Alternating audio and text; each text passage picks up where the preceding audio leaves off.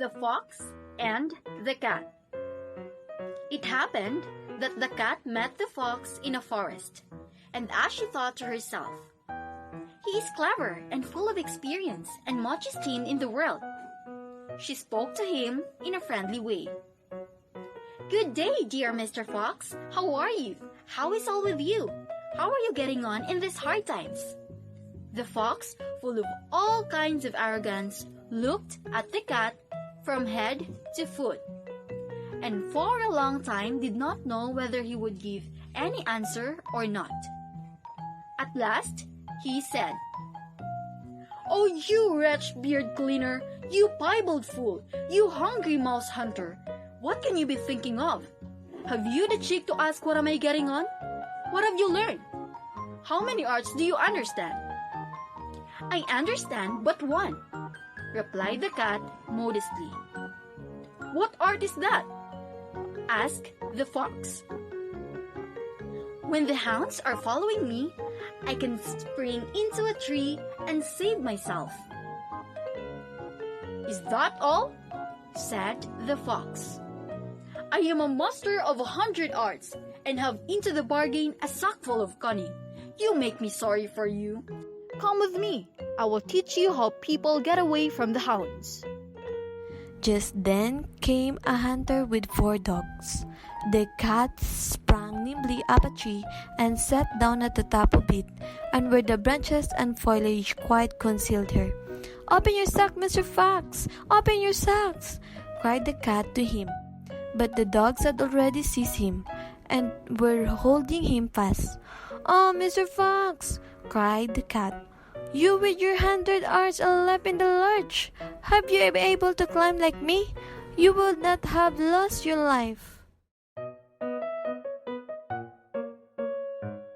In a village dwelt a poor old woman who had gathered together a dish of beans and wanted to cook them. So she made a fire on her hearth, and that it might burn the quicker, she lighted it with a handful of straw. When she was emptying the beans into the pan, one dropped without her observing it, and lay on the ground beside the straw. And soon afterwards, a burning coal from the fire leaped down to the two. Then the straw began and said, "Dear friends, from whence do you come here?" The coal replied, "I fortunately sprang out of the fire, and if I had not escaped by sheer force, my death would have been certain. I should have been burnt to ashes." The bean said, "I too have escaped with a whole skin, but if the old woman had got me into the pan, I should have been made into broth without any mercy like my comrades." "And would a better fate have fallen to my lot?" said the straw.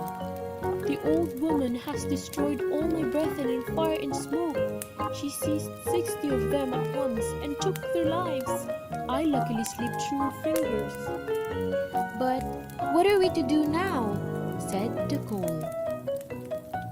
"I think," answered the bean, "that as we have so fortunately escaped death, we should keep together like good companions, and lest a new mischance should overtake us here, we should go away together and repair to a foreign country."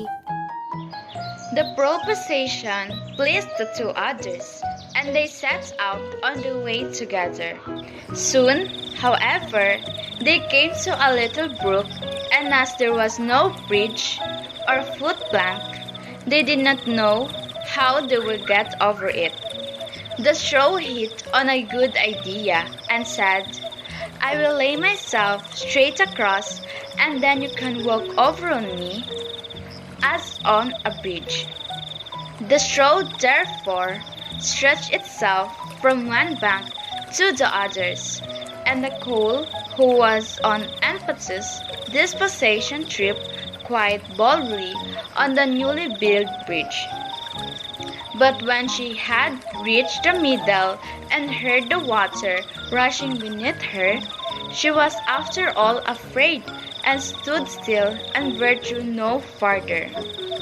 The straw, however, began to whirl, broke into pieces, and fell into the stream. The coal slipped after her, as when she got into the water and breathed her last. The bean who had prudently stayed behind on the shore could not but laugh at the event, was unable to stop, and laughed so heartily that she bruised. It would have been all over with her, likewise, if by the good fortune a tailor who was traveling in search of work had not sat down to rest by the brook. As he had a compassionate heart, he pulled out his needle and thread and sewed her together. The bean thanked him most prettily, but as the tailor used black thread, all brands since then have a black seams.